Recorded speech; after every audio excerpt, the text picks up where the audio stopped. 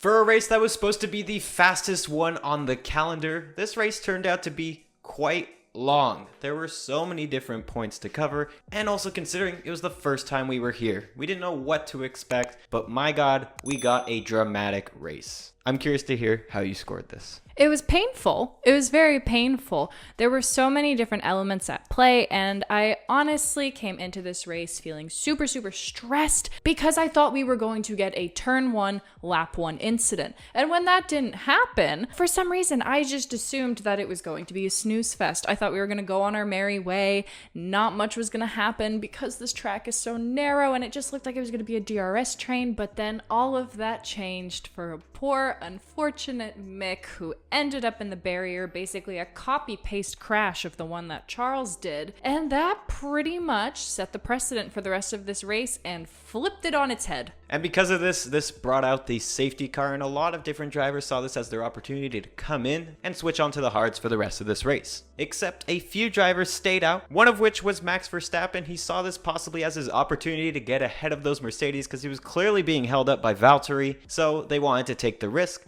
But I was looking at this. In free practice for Charles's crash, they brought out the red flag. I had a strong feeling they'd do the same, and that's exactly what happened. A gift to Red Bull, leaving them the option now to change those tires from the pit lane. It's a gamble that paid off for Red Bull leaving him out there, because imagine if there was no red flag, I think he would have fallen off the pace pretty quickly. Let alone, we can't forget that also Valtteri was pulling off some shady moves, slowing down Verstappen when the safety car did come out so that they could pull off their double stack without any worries. I really wasn't sure if he was going to get in trouble or if this was going to get flagged because that, I don't know. I don't know how I feel about that. Valtteri was not playing it clean this race, but he kind of flew under the radar. And now with the red flag gone, I had to go through the emotional stresses of a race start all over again. This time though, Max is on first place, but the jump that he got at the start wasn't that great. Hamilton gets a much better start. He's just off like a rocket, and this is when the drama comes forward because Max tries to make a move,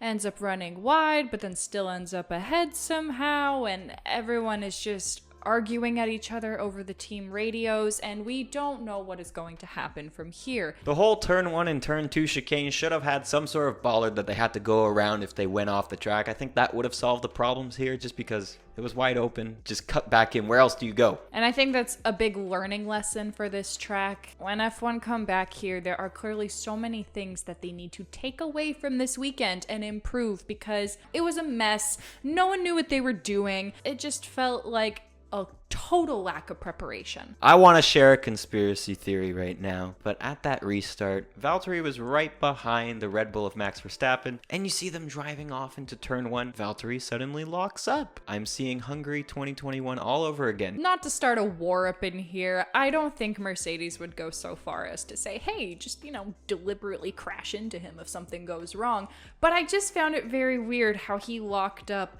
so late, and his car was angled very perfectly at the line that Max was taking.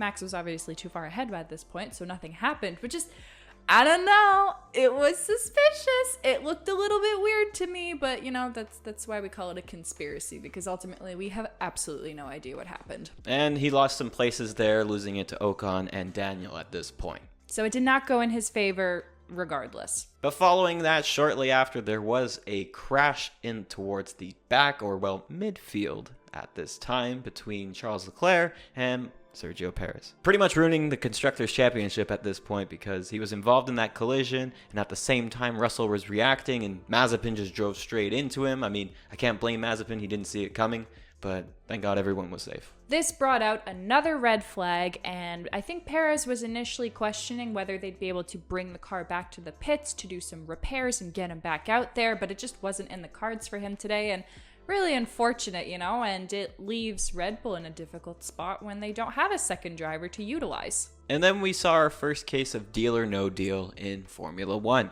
What? Speaking of which, what was that? Since when do we negotiate for penalties and who gets to start where on the grid? Are you kidding me? I think they were just trying to get everyone's opinion on the situation with hey, you made an advantage off the track. Are you okay with this? We don't want to have to go stay up all night just to figure this out. But what was funny was how they tried and first said, hey, we'll put you in second place. And they're like, does that mean Ocon's ahead of us or not? And they then said, oh no, Hamilton would be ahead of you. One driver who was really enjoying this though was Esteban Ocon. I'm assuming he didn't pit at the first red flag, so he made some substantial gains, and then he was up into first place at our second restart. Which, what on earth, how did he finesse that? This is now the second time that he has found himself in this situation. I don't know how he gets himself there, but he did, and honestly, like, good for him. So now we jump ahead to the second restart. You have Esteban and Hamilton get relatively good starts for each of them, but Hamilton decides to block off Ocon in this case, leaving the door open for Verstappen to cut in on the inside. Which made no sense to me, because Hamilton should have known that long term, Ocon is not a threat in this race. Ocon said it himself in the post-race interviews that he was just gonna let them fight their own fight and move out of the way because he knew that he couldn't battle them until the last lap. So I don't know why Hamilton fixated on Ocon instead of blocking off Max, because like you said, he left a Red Bull-sized gap for Max to swing on through and launch himself ahead, and it was a fabulous move. He made it stick. It could have gone all wrong. It was 3 cars wide into turn 1. And our last little highlight from the first half was the collision between Vettel and Tsunoda. They collide, and both drivers sort of spin out and lose out in this situation. I was so angry. And Yuki went in so deep, and I think Vettel cleared the corner assuming that he had enough space and moved past Yuki, but then that wasn't the case, and they both get sent off. Yuki loses his front wing, and I'm sitting here like, god damn it, not again. We don't need another safety car or whatever. But he gets going, surprisingly, and makes it back to the pits. And then just things got so much worse for Seb. But that's for the second half. A VSC comes out at this point, and it's time to score the first half. Cass, quickly, what'd you give it? For the first time this season, I scored my excitement at a 10. I put the racing down at a 6 because it just was not clean, wasn't pretty. And then no surprise here, I put the drama at a 10. That brings my total score to an 8.6, gonna bring that down to an 8.5. On my side, I scored my excitement at an 8. On the racing, I scored it a 7. The McLarens and Ferraris were busy in this race, and in terms of the drama, also at a perfect 10, scoring my first half at an 8.25. As we look forward to the second half, we weren't bombarded with action, but there was very dramatic moments that we can't forget to talk about. We had body work coming off of Seb's car. We had Yuki getting a 5-second penalty for running into Seb. And then we had Kimi saying, nah, my turn now. And he runs into Seb as well. It was just chaotic. And then you had virtual safety cars coming out left, right, and center to pick up all of the debris that was all over the track. You had an angry Fernando coming on the radio saying, this is ridiculous, and I agree with him. It was a lot, okay? It was a lot to internalize and process and deal with, because it felt like one incident was never truly handled and taken care of, and then there was another one incoming. And now with the VSCs past us, we get back to our focus for the fight for first place between our two drivers that we're used to seeing. So we then get to Hamilton's first attempt to pass Max on lap 36. He gets the DRS. It looks like he's ahead into turn 1, but then Max late brakes and has to go off the circuit, but he gains an unfair advantage, thus raising the questions on Red Bull's side if they should give the position back to him, and there was a whole lack of communication here. This is where it starts to get really confusing, because Red Bull are told to give the position back.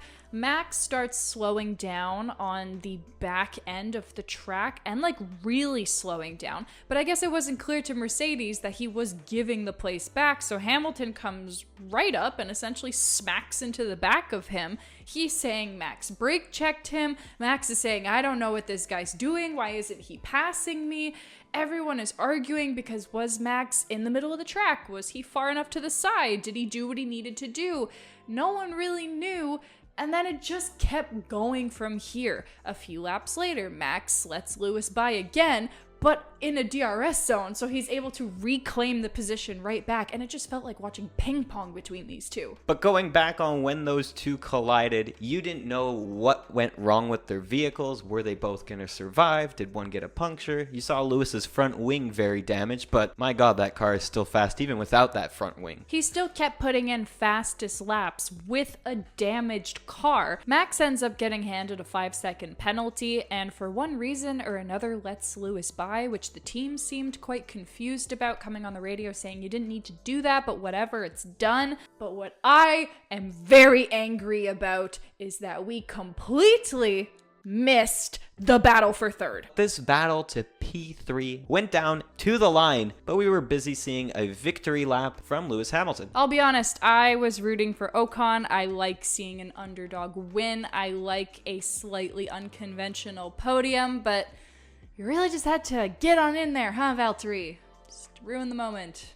Thank you so much for that. Even though I know the Constructors' Championship is still important and every point matters, but come on. But still, this fight for P3 was crucial because it didn't allow Max to come in and pit for the fastest lap because he would have fallen behind those two. So all in all, it worked out in Mercedes' favor in the end. And we have a championship that is on equal points going into the final race of the season. And now this leaves us actually excited to see what's going to transpire in Abu Dhabi on a new circuit sort of layout. I haven't been excited for a race in Abu Dhabi since 2016, so let's go. I'm ready. How would you score the second half cast of this race? My excitement was high, but a little bit lower at an 8. I put the racing down at a 4 because it was just a complete mess. And then drama, I honestly just still kept at a 10 because penalty.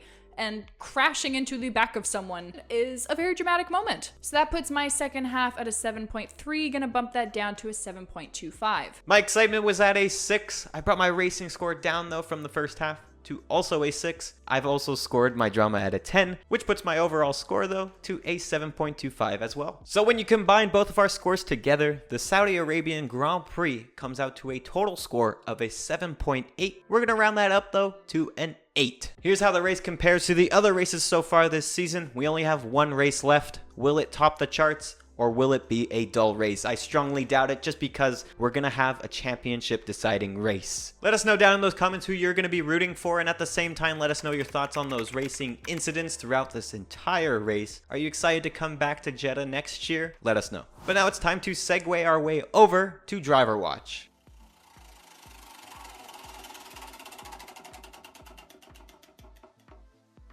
It is Fernando Alonso. Quite the contrasting race for him today following his podium in Qatar. He struggled a lot in this race, and we saw him usually towards the back of the field. I can truly say I don't even remember seeing him in this race. I don't know what he did. I just know it wasn't good. Kind of unfortunate one for him today, but I really have no recollection of what he did out there. Fernando was never really in the points in this race, usually hovering around 12th to 14th, but some poor luck from his side on the Alpine in contrast to his teammate. We'll see what he can do in Abu Dhabi. We'll be back next week for another race review, the final race review of this season. We hope to see you there. Be sure to leave this video a like. Don't forget to hit that subscribe so you don't miss out on any future videos, and we will catch you next week. Bye.